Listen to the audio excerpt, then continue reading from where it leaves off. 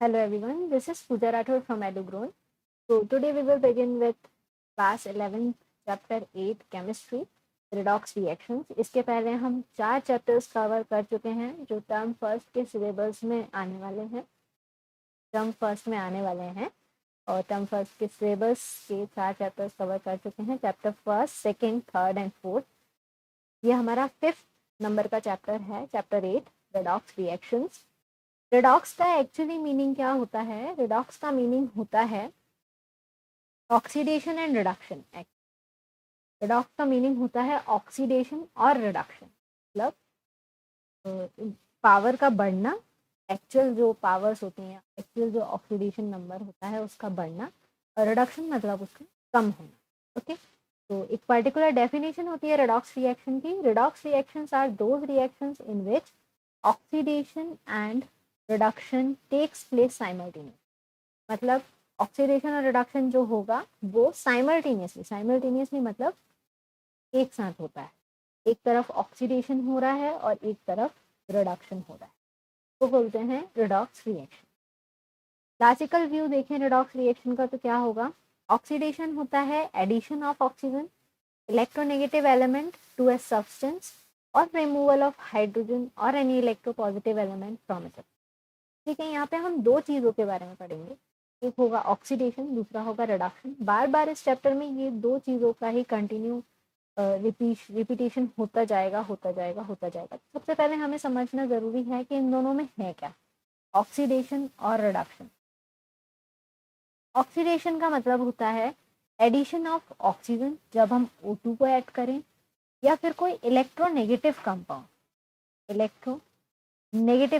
को ऐड।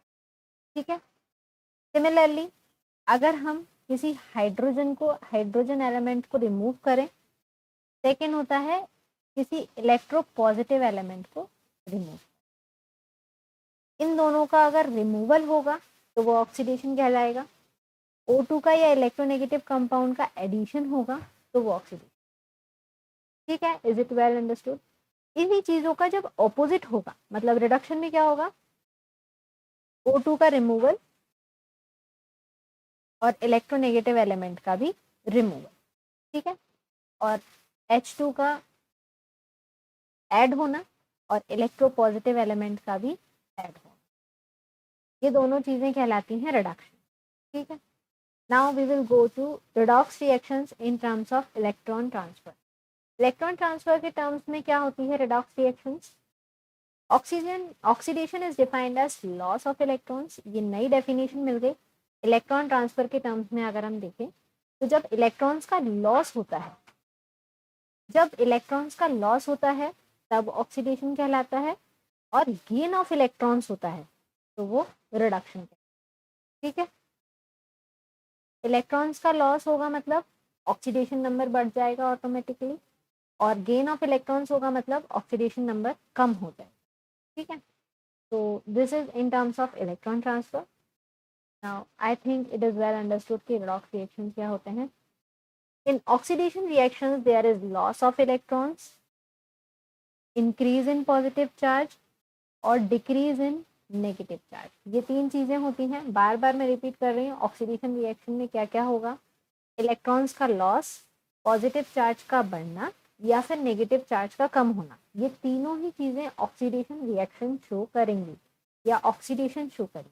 ठीक है, कोई भी एलिमेंट है, अगर उसमें इलेक्ट्रॉन्स का लॉस हो गया, मतलब उसने इलेक्ट्रॉन्स दे दिए किसी को, तो मतलब वो खुद ऑक्सीडाइज हो गया है। इंक्रीज हो गया है उसका पॉजिटिव चार्ज, मान लीजिए उसका पॉजिटिव चार्ज +2 था और अब +5 हो गया, मतलब ये ऑक्सीडेशन हुआ है। या नेगेटिव चार्ज डिक्रीज हो गया, मान लीजिए उसका पहले नेगेटिव चार्ज था -2 और कम होके अब हो गया -1, तो ये भी क्या होगा? ऑक्सीडेशन। ठीक है, नाउ नेक्स्ट, रिडक्शन रिएक्शन में सब उल्टा होगा। Gain of electrons, decrease in positive charge, increase in negative charge बढ़ जाएगा, पॉजिटिव चार्ज कम हो जाएगा, इलेक्ट्रॉन्स गेन हो जाएंगे, मतलब बढ़ जाएंगे। ओके, ना यहाँ पे अभी तक रिएक्शंस की बात कर रहे थे, अब हम एजेंट्स की बात करेंगे। कि ऑक्सीडाइजिंग एजेंट्स क्या होते हैं। ऑक्सीडाइजिंग एजेंट्स वो स्पीशीज होती हैं विच गेन वन और मोर इलेक्ट्रॉन्स और खुद रिड्यूस हो जाती हैं, जो एक या दो इलेक्ट्रॉन्स को गेन कर कर खुद रिड्यूस, मतलब दूसरे को ऑक्सीडाइज कर, ठीक है। खुद ने अपने अंदर इलेक्ट्रॉन्स बढ़ा लिए, दूसरे के ले लिए, दूसरे के लिए तो क्या करा, दूसरे को ऑक्सीडाइज करा और खुद रिड्यूस, उनको बोलते हैं ऑक्सीडाइजिंग। रिड्यूसिंग एजेंट्स जस्ट इसका उल्टा होता है, ये एक या दो इलेक्ट्रॉन्स, एक या एक से ज्यादा इलेक्ट्रॉन्स को लूज करती हैं, मतलब खुद ऑक्सीडाइज हो रही हैं क्योंकि इलेक्ट्रॉन्स लूज कर रही हैं। दैट मीन्स उनका जो नेगेटिव चार्ज है वो कम हो जाएगा और पॉजिटिव चार्ज बढ़ जाएगा, खुद ऑक्सीडाइज हो रही है और दूसरे को रिड्यूस, तब उसका नेगेटिव चार्ज बढ़ा रही है। Okay, is it well understood? बिल्कुल कंफ्यूज नहीं होना है। रिएक्शन, ऑक्सीडेशन रिएक्शन और ऑक्सीडाइजिंग एजेंट दोनों अलग चीजें हैं। ऑक्सीडेशन रिएक्शन एक पर्टिकुलर रिएक्शन है जिसमें कोई एलिमेंट इलेक्ट्रॉन्स को लूज कर कर अपना पॉजिटिव चार्ज बढ़ा लेता है या नेगेटिव चार्ज कम कर लेता है।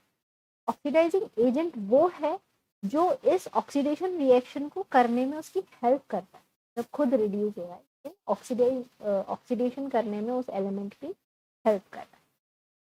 Okay, same is with vice versa with reducing agent and reduction reaction। फिर इसमें बोला है oxidation number denotes the oxidation state of an element in A compound ascertained according to a set of rules। एक particular ruling system होता है जिसके हिसाब से उनकी ऑक्सीडेशन स्टेट रखी जाती है, उसी ऑक्सीडेशन स्टेट को उस एलिमेंट का ऑक्सीडेशन नंबर बोला। Okay, these rules are formulated on the basis that electron in a covalent bond belongs entirely to the more electronegative element। ये रूल्स इस बेसिस पे बनाए जाते हैं, मतलब इसमें भी आयंस और कैटायंस जैसी स्थिति आ जाती है। क्यों? क्योंकि यहाँ पे ऐसा प्रेफर किया जाता है कि कोवेलेंट बॉन्ड में जितने भी इलेक्ट्रॉन्स हैं, कोवेलेंट बॉन्ड सबसे पहले तो बनता है कैसे, sharing of electron, mutual sharing of, ये हमने लास्ट चैप्टर पढ़ा था उसमें भी देखा था कि म्यूचुअल शेयरिंग ऑफ इलेक्ट्रॉन से कोवेलेंट बॉन्ड बनता है। लेकिन यहाँ पर जब हम ऑक्सीडेशन और रिडक्शन रेडॉक्स रिएक्शंस पढ़ते हैं तो उसमें ये मान लिया जाता है कि कोवेलेंट बॉन्ड में जितने भी म्यूचुअली शेयर इलेक्ट्रॉन्स हैं, मतलब ये दो एलिमेंट्स हैं इनके बीच में जो दो इलेक्ट्रॉन शेयर हुए हैं, जितने भी म्यूचुअली शेयर्ड इलेक्ट्रॉन्स हैं वो सारे इलेक्ट्रॉन नेगेटिव वाले एलिमेंट की तरफ मान लिए जाएंगे। ये सारे इलेक्ट्रॉन्स इलेक्ट्रोनेगेटिव एलिमेंट के पास है और ये वाला इलेक्ट्रो पॉजिटिव है। ओके, तो ऐसे क्या होता है, इनका इसका ऑक्सीडेशन नंबर अलग हो जाता है और इसका अलग हो जाता है। ओके, ऑक्सीडेशन नंबर होता है, रिड्यूसिंग नंबर नहीं होता, हमेशा याद रखना। हमेशा जो नंबर होगा उसे ऑक्सीडेशन नंबर ही बोलेंगे, तो चाहे वो रिड्यूस होकर आ रहा हो या फिर ऑक्सीडाइज होकर आ रहा हो, अभी भी रिडक्शन नंबर नहीं है।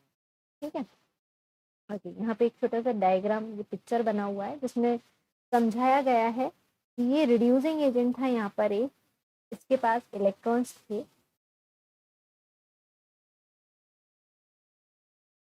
ये रिड्यूसिंग एजेंट था, इसके पास इलेक्ट्रॉन्स थे, नंबर ऑफ इलेक्ट्रॉन्स, इसने खुद दूसरे को रिड्यूस करा है, मतलब कंपाउंड बी को रिड्यूस करके खुद ऑक्सीडाइज हो गया, ये खुद ऑक्सीडाइज हुआ है, मतलब इसने इलेक्ट्रॉन दे दिए हैं।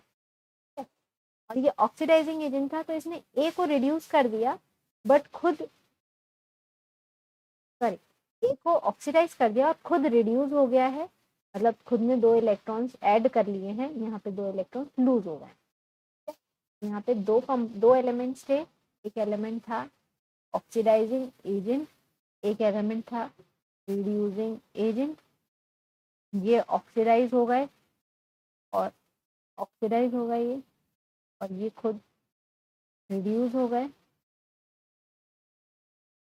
सॉरी ये ऑक्सीडाइजिंग था और ये रिड्यूसिंग था, इसने इसको ऑक्सीडाइज किया।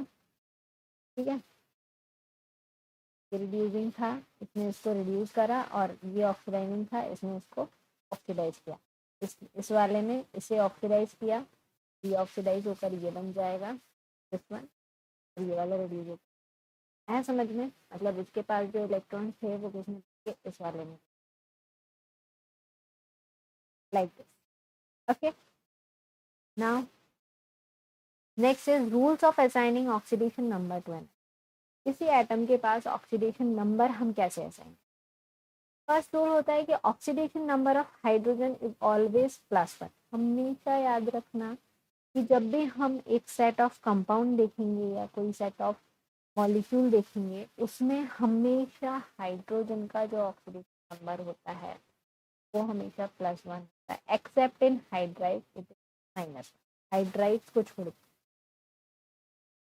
को छोड़ के जिनमें एच बाद में आता है, जैसे कि for example hydride NaH sodium है, यहाँ पे एच बाद में आ रहा है, ये यहाँ पे नहीं, Na पॉजिटिव। हाइड्राइड्स को छोड़कर बाकी सब जगह यूनिवर्सल होता है हाइड्रोजन का oxidation, that is +1। Second rule assign किया गया है that oxidation number of oxygen in most of the compounds is -2। ये यूनिवर्सल नहीं है, ऑक्सीडेशन का ऑक्सीजन का ऑक्सीडेशन नंबर कुछ और भी हो सकता है, बट मोस्टली -2 होता है। परऑक्साइड्स में -1 हो जाता है, परऑक्साइड जैसे कि इन सुपर ऑक्साइड्स में -1/2 भी हो जाता है। OF2 जो है उसमें ऑक्सीडेशन नंबर ऑक्सीजन का +2 है, देखो एक्सेप्शन है। O2F2 में ऑक्सीडेशन नंबर +1 है, ठीक है। हमेशा याद रखना यही होता है और यही पढ़ा जाता है कि लेफ्ट साइड और राइट साइड दो एलिमेंट्स होते हैं एक कंपाउंड में, लेफ्ट साइड वाला हमेशा पॉजिटिव होता है, राइट साइड में नेगेटिव होता है।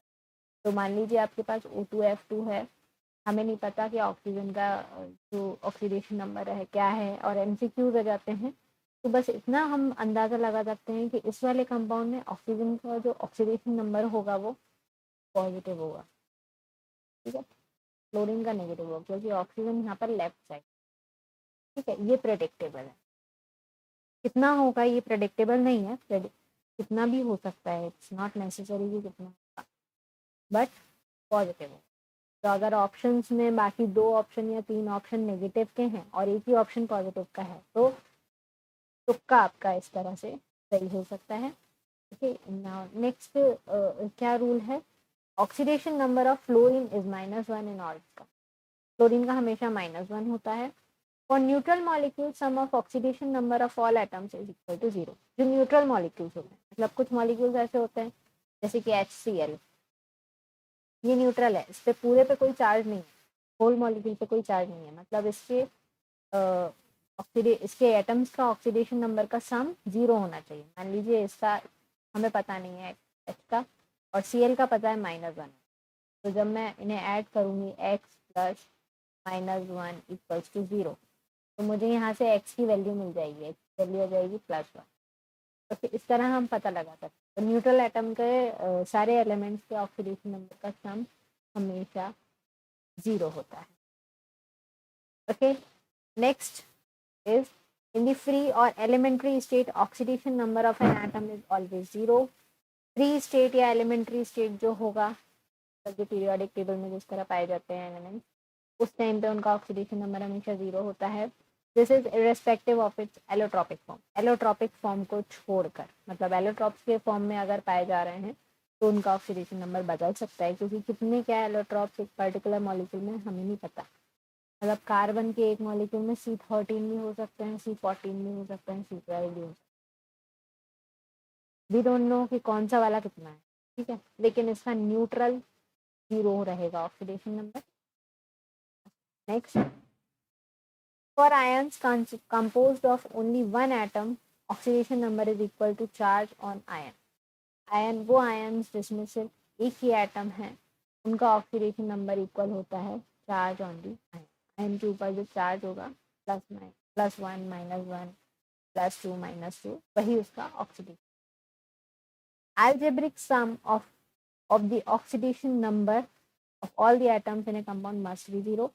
ये मैंने बता ही दिया है, ये ऊपर भी अभी आया था, मॉलिक्यूल का बताया था, न्यूट्रल मॉलिक्यूल का, यहाँ पे कंपाउंड का आ गया है कि सारे कंपाउंड्स में जो जितने भी एटम्स होंगे उन सबके ऑक्सीडेशन नंबर का एल्जेब्रिक सम जो होगा वो 0 होगा। For ions the sum of oxidation number is equal to the charge on the ion. ये वही रिपीट हुआ है आई थिंक, कि सारे आयन जितने भी होंगे उनके ऑक्सीडेशन नंबर जितना उन पे चार्ज होगा वही रहेगा।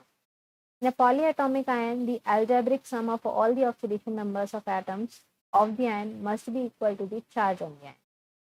सिमिलर थिंग रिपीट हुई है, पॉलीएटॉमिक आयन है तो उसमें भी जो ऑक्सीडेशन नंबर होगा एटम का वो उसके charge on the ion. Okay, these are the rules. Next is types of redox reaction. Redox reactions के टाइप्स होते हैं. पहला टाइप होता है कॉम्बिनेशन रिएक्शन. कॉम्बिनेशन रिएक्शन का मतलब होता है chemical reactions in which two और more substances combine to form a single. Most easy thing, मान लीजिए ए और बी दो सब्सटेंस हैं, दोनों मिलकर सिंगल कंपाउंड बना रहे हैं A B. This will be called as combination reaction. Decomposition, chemical reaction in which a compound break up into two और more simple. Opposite of combination, मतलब ए और बी एक कंपाउंड था, को डिकम्पोज किया तो ए प्लस बी, दोनों अलग अलग. थर्ड होता है displacement, reaction in which one ion और atom in a compound is replaced by any other ion other element. मतलब पहले ये ए बी थे, इनको जब सी के साथ मिलाया तो ये ए सी हो गए, बी हट गया, रिप्लेस कर दिया, सी ने सी को रिप्लेस कर दिया उसकी जगह से. This will be called as displacement. अब ये दो तरह की होती है, मेटल डिस्प्लेसमेंट और नॉन मेटल. मेटल डिस्प्लेसमेंट में reactions in which a metal in a compound is displaced by other metal, मतलब मेटल ने मेटल को डिस्प्लेस कर दिया है तो मेटल डिस्प्लेसमेंट हो जाएगा. और नॉन मेटल ने नॉन मेटल कर दिया तो वो नॉन मेटल हो जाएगा. नॉन मेटल में मोस्टली मेनली हाइड्रोजन डिस्प्लेसमेंट और ऑक्सीजन डिस्प्लेसमेंट होता है, ये याद रखना. हाइड्रोजन और ऑक्सीजन दो तरह के डिस्प्लेसमेंट मोस्टली पाए जाते हैं नॉन मेटल्स में. फोर्थ है disproportionation reaction, reactions in which an element in one oxidation state is simultaneously oxidized and reduced. मतलब यहाँ पे मान लिए ए बी था, ये बाद में A B plus C, C plus A B कर लिया मैंने. यहाँ पे ये ए बी के साथ भी दिख जाए और सी के साथ भी दिख जाए और एक जगह पे ऑक्सीडाइज हो जाए. मतलब मान लीजिए यहाँ पे इसका चार्ज था +1, एक जगह पे इसका चार्ज हो गया -1 हो जाए और एक जगह पे +2. मतलब कहीं पे एक जगह पे हो गया है ऑक्सीडाइज और एक जगह हो गया है रिड्यूस, तो बोलते हैं डिस्प्रपोर्शन. सेम एलिमेंट ऑक्सीडाइज भी हो रहा है, रिड्यूस भी हो रहा है. ये चार आपको रिएक्शंस, रेडॉक्स रिएक्शन समझ में आ गए होंगे. कॉम्बिनेशन, दो एलिमेंट्स कंबाइन हो रहे हैं. डिकम्पोजिशन, ऑपोजिट ऑफ कॉम्बिनेशन हो रहा है. डिस्प्लेसमेंट, एक एलिमेंट ने दूसरे एलिमेंट को उसकी जगह से डिस्प्लेस कर दिया या रिप्लेस कर दिया. डिस्प्रपोर्शनेशन, इसमें एक ही एलिमेंट सेम रिएक्शन में ऑक्सीडाइज भी हो रहा है और रिड्यूस. ठीक है. Now next is steps involved in balancing a redox reaction by oxidation number method. Oxidation number method के हिसाब से हम रेडॉक्स रिएक्शन को कैसे बैलेंस करते हैं उसके लिए स्टेप्स दी हुई हैं. फर्स्ट स्टेप है right the skeletal redox reaction of all reactant and products of the reaction. सबसे पहले स्केलेटल रेडॉक्स रिएक्शन लिखिए. मान लीजिए आपके पास एक रेडॉक्स रिएक्शन है A plus B gives A B. इसका स्केलेटल फॉर्म मैंने लिखा. Indicate oxidation number of all the atoms in each compound above the symbol of the element. अब इनका जो भी ऑक्सीडेशन नंबर, मान लीजिए यहाँ पे ए का न्यूट्रल है, बी का भी न्यूट्रल है और यहाँ पे आके इनका एक का +1 हो गया, इसका -1, इनको आप ऊपर लिख लीजिए. आइडेंटिफाई द एलिमेंट और elements which undergo change in oxidation. फिर आपको ये आइडेंटिफाई करना है कि ऑक्सीडेशन नंबर में चेंज कौन से वाले एलिमेंट. देखिए यहाँ पे ए में भी आया है, इंक्रीज हो गया, बी में भी आया है, डिक्रीज हो गया. कैलकुलेट इंक्रीज और डिक्रीज इन ऑक्सीडेशन नंबर पर एटम. फिर हमें ये कैलकुलेट करना है कि एटम सही बैठ रहे हैं. मतलब यहाँ पे +1 बड़ा है, यहाँ पे 0 था, यहाँ पे सिंगल एलिमेंट एटम था ए का, यहाँ पे भी सिंगल, यहाँ पे बी सिंगल है, यहाँ पे भी. Equate increase in oxidation number with decrease in oxidation number on the reactant side by multiplying formula of oxidizing agent with suitable coefficient. इसमें ये करना है कि अगर आपके यहाँ पे A जो है, मान लीजिए यहाँ पे A आपके 2 होते, 2AB होता, या मान लीजिए यहाँ पे A2 होता और यहाँ पे B2 होता, तो यहाँ पे हमें AB के आगे ये 2 बढ़ाना पड़ता है ना। तो ये मतलब इसको बोलते हैं इक्वलाइजिंग करना। रिएक्टेंट साइड पे और प्रोडक्ट साइड पे सिमिलर नंबर ऑफ एटम्स होने चाहिए particular element. Okay, then balance is equation with respect to all other items except hydrogen and oxygen. सारी इक्वेशन को बैलेंस कर दीजिए, हाइड्रोजन और ऑक्सीजन को आखिरी के लिए, मतलब हाइड्रोजन और ऑक्सीजन सबसे एंड में बैलेंस होते हैं, उन्हें सबसे पहले बैलेंस नहीं किया जाता। ठीक है, जैसे कि ये है, यहाँ पे Cl2 था, ये Cl2 था, यहाँ Cl नेगेटिव हुआ और एक जगह आके ClO नेगेटिव। पहले इनका ऑक्सीडेशन नंबर लिखा 0, यहाँ -1 है, यहाँ +2, यहाँ -, इस जगह पे ये रिड्यूस हो रहा है, इस जगह पे ये, ठीक है, साइमल्टेनियसली दोनों जगह हो रहा है। तो ये किस तरह का रिएक्शन हुआ, is proportional. Okay, then next rule, next step क्या है, फाइनली बैलेंस हाइड्रोजन ऑक्सीजन। फिर आप हाइड्रोजन और ऑक्सीजन को बैलेंस करिए। ऑक्सीजन को बैलेंस करने के लिए add water molecules to be side efficient in it, मतलब अगर प्रोडक्ट साइड में, ए बी साइड में ऑक्सीजन कम लग रहे हैं तो वाटर मॉलिक्यूल्स को हम उस जगह जोड़ देंगे। Balancing of hydrogen atoms depends upon the medium, किस मीडियम में या किस तरह वो हो रहा है उस हिसाब से जब हम करते हैं ना तो वो बन जाता है। जब सारे एलिमेंट्स अगर बैलेंस होगा तो हाइड्रोजन और ऑक्सीजन आप आसानी से बैलेंसिंग कर। और reactions taking place in acidic solution, अगर एसिडिक सॉल्यूशन में रिएक्शन हो रही है तो आपको H पॉजिटिव आयंस को ऐड करना पड़ेगा to the side deficient in hydrogen. और reactions taking in basic solution में हो रहा है तो H2O मॉलिक्यूल्स को ऐड करना पड़ेगा to the side deficient in hydrogen. उसी तरह add equal number of OH negative ions on the other side of it. मतलब अगर आपकी HCl में हो रहा है रिएक्शन, उन्होंने बोल दिया we add HCl for as a solvent या फिर एसिडिक सॉल्यूशन में कर रहे हैं, तो आपको जिस जगह पे हाइड्रोजन कम पड़ रहा है वहाँ H पॉजिटिव आयंस जोड़ना है, H2 या 2H2 या 3H2, इस तरह से। ठीक है, ये एसिडिक वाले में। बेसिक में अगर हो रहा है तो आपको एक तरफ H2O जोड़ने पड़ेंगे और अपोजिट साइड में OH नेगेटिव आयन, इस तरह। Okay, then finally balance the equation by cancelling common species present on both sides of the equation। अगर सिमिलर मान लीजिए इस तरफ भी H2O आ गया और 4H2 एक्स्ट्रा आ गया, इस तरफ भी 4H2 एक्स्ट्रा आ गया, तो ओके सिमिलर स्पीशीज को कैंसिल आउट कर दें एंड दिस हैंस या फाइनली बैलेंस इक्वेशन आपको मिल जाएगी।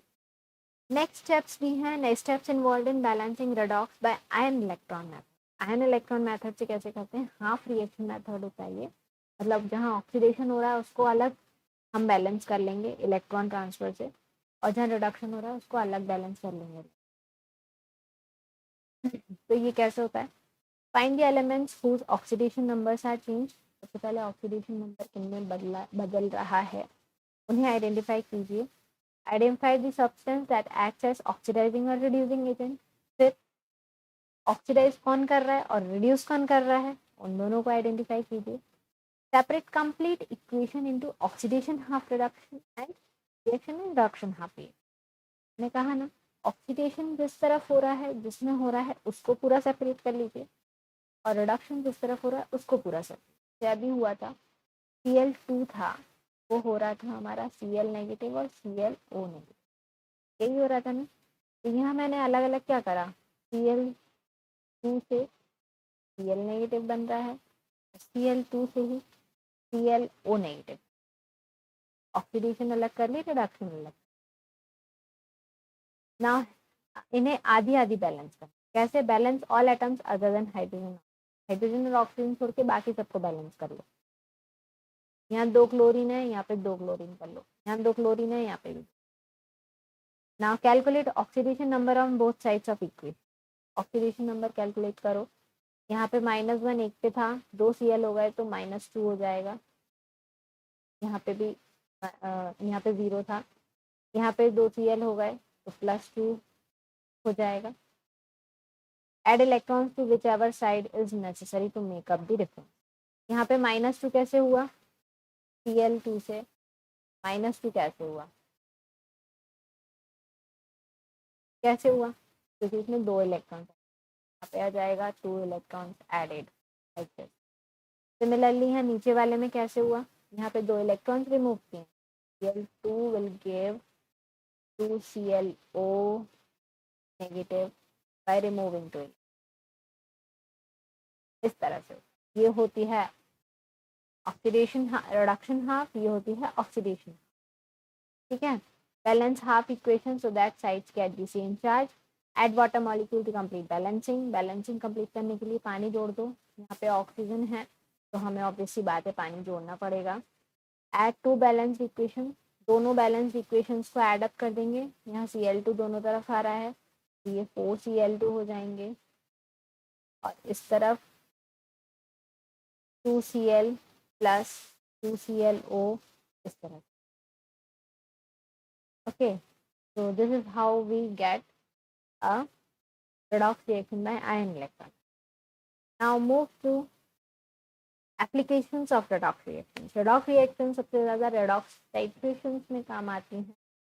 फर्स्ट होता है पोटेशियम पर मैग्नेट को redox reactions में कैसे यूज करते हैं। पोटेशियम पर मैग्नेट का मतलब होता है KMnO4, very strong oxidising agent होता है ये, used in determination of many reducing agents, बहुत सारे रिड्यूसिंग एजेंट्स को डिटरमाइन करने मतलब पहचानने में हेल्प करता है कि ये रिड्यूसिंग एजेंट्स पर्टिकुलर सॉल्यूशन में प्रेजेंट हैं या नहीं। Okay, it acts as a self indicator in redox reactions. Equation showing KMnO4 as an oxidizing agent in acidic medium is,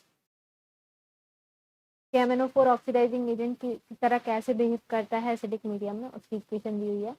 MnO4 negative जो है 8 H पॉजिटिव के साथ रिएक्शन करके 5 electron gain करता है Mn, 5 इलेक्ट्रॉन गेन करके Mn die positive बन जाता है और 4 H2O बाहर निकल। इस तरह के लिए ऑक्सीडाइजिंग एजेंट की रिएक्शन होती है पोटेशियम पर मैग्नेट। सेकेंड उन्होंने एप्लीकेशन बोली है एसिडिफाइड पोटेशियम डाइक्रोमेट K2Cr2O7, ये भी एक बहुत स्ट्रॉन्ग ऑक्सीडाइजिंग एजेंट है, इसको भी हम इंडिकेटर की तरह यूज करते हैं। Titrations involving this use diphenylamine and potassium ferricyanide external indicator. जब ये ऑक्सीडाइज होता है तो इस तरह की रिएक्शन आती है।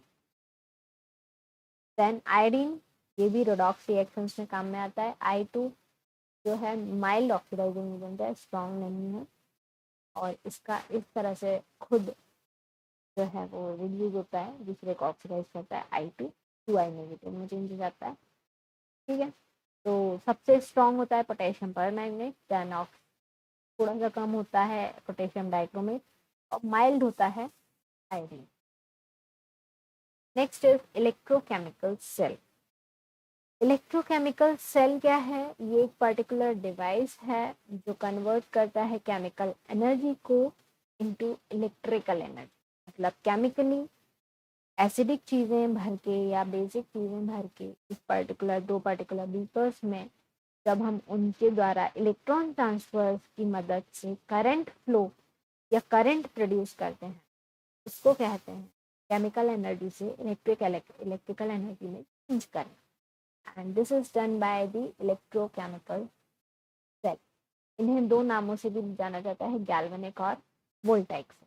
ओके, अब इसमें होता क्या है, इलेक्ट्रोड एट विच ऑक्सीडेशन ऑकर्स, जिस इलेक्ट्रोड पे ऑक्सीडेशन होता है वो कहलाती है एनोड, मतलब नेगेटिव, और जिस इलेक्ट्रोड पे रिडक्शन होता है वो कहलाती है कैथोड या फिर वो पॉजिटिवली चार्ज। हमेशा याद रखना, oxidation anode negative can be remembered bye loan LON।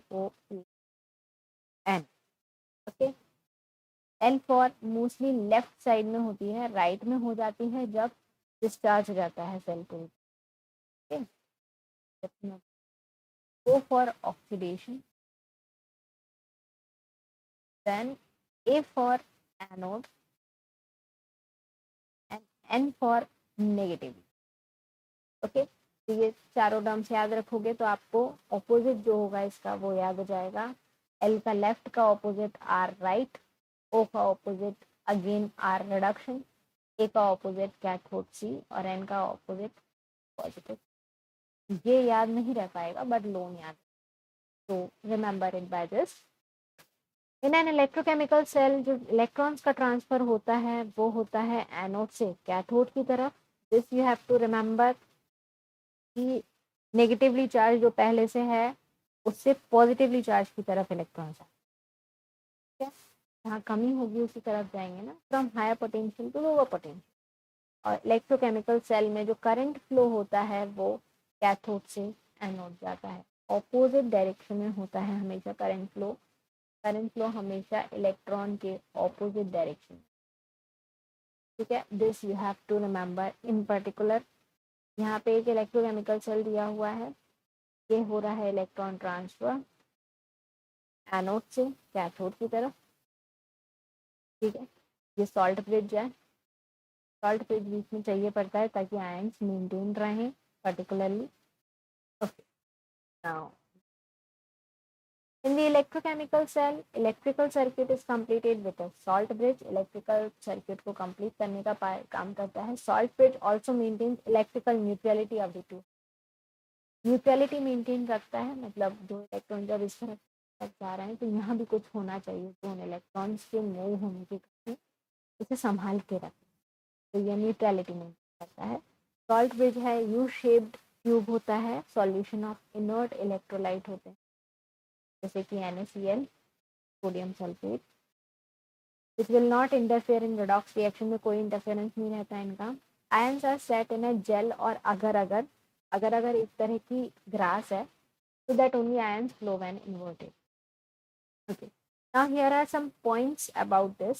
electrical potential difference developed between metal and its solution is called electrode potential। एक particular potential difference maintain हो जाता है मेटल और सॉल्यूशन के बीच में, बोलते हैं इलेक्ट्रोड पोटेंशियल। इसे डिफाइन कर सकते हैं as a tendency of an electrode in a half cell to gain और loss. Oxidation potential is the tendency of an electrode to loss electron. Oxidation potential कब बोलेंगे, जब इलेक्ट्रॉन लूज करने की टेंडेंसी रहेगी। और रिडक्शन पोटेंशियल किसे कहेंगे, जब इलेक्ट्रॉन्स गेन करने की। In an electrochemical cell by the present convention electrode potentials are represented as reduction। अभी के कन्वेंशन के हिसाब से इलेक्ट्रोड पोटेंशियल को एक्चुअली में रिडक्शन पोटेंशियल भी बोला जाता है, ठीक है। Electrode potential electrode having a higher reduction potential will have higher tendency to, तब तो ज़्यादा रिडक्शन पोटेंशियल होगा उतनी ज़्यादा इलेक्ट्रॉन्स गेन करने की टेंडेंसी होगी, है ना। ऑक्सीडेशन कब होता है, जब लॉस ऑफ इलेक्ट्रॉन्स होता है, और रिडक्शन कब होता है, जब गेन ऑफ इलेक्ट्रॉन्स हो जाता है। तो जहाँ गेन पोटेंशियल रिडक्शन पोटेंशियल ज़्यादा है तो जाहिर सी बात है कि इलेक्ट्रॉन्स का गेन भी ज़्यादा हो रहा हो। Bye convention standard electrode potential जो होती है hydrogen electrode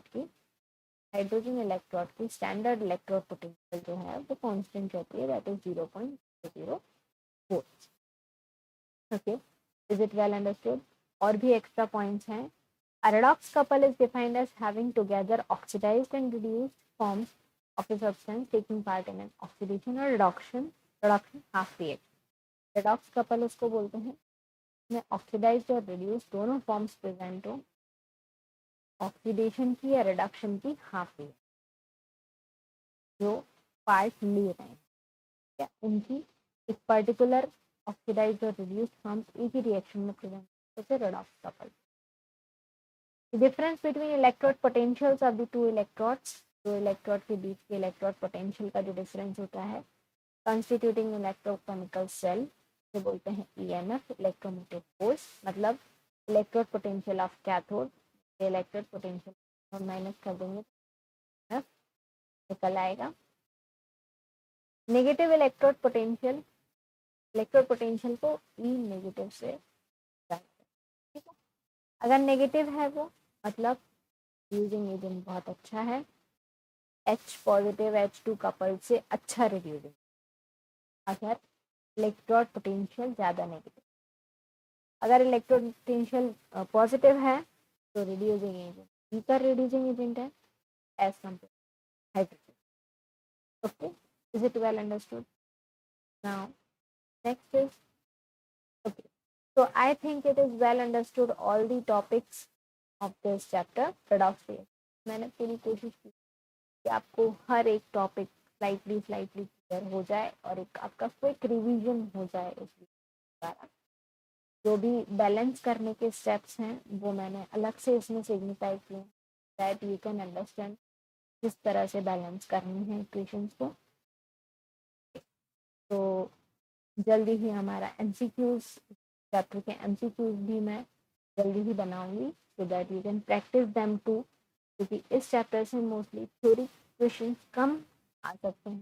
there are more chances of practical type questions, जैसे कि रिएक्शंस को कैसे बैलेंस करना है या रिएक्शन को कैसे प्रोडक्ट्स निकालना है, रिएक्टेंट्स में किस तरफ क्या ऐड करना है, उससे रिलेटेड ज़्यादा क्वेश्चन या ऑक्सीडेशन नंबर क्या रहेगा, ऑक्सीडेशन नंबर कैसे निकाल सकेंगे, इस तरह के क्वेश्चन ज़्यादा आ सकते हैं. तो I will prefer to make such a video जिसमें ये सारे डाउट्स आपके जो हैं.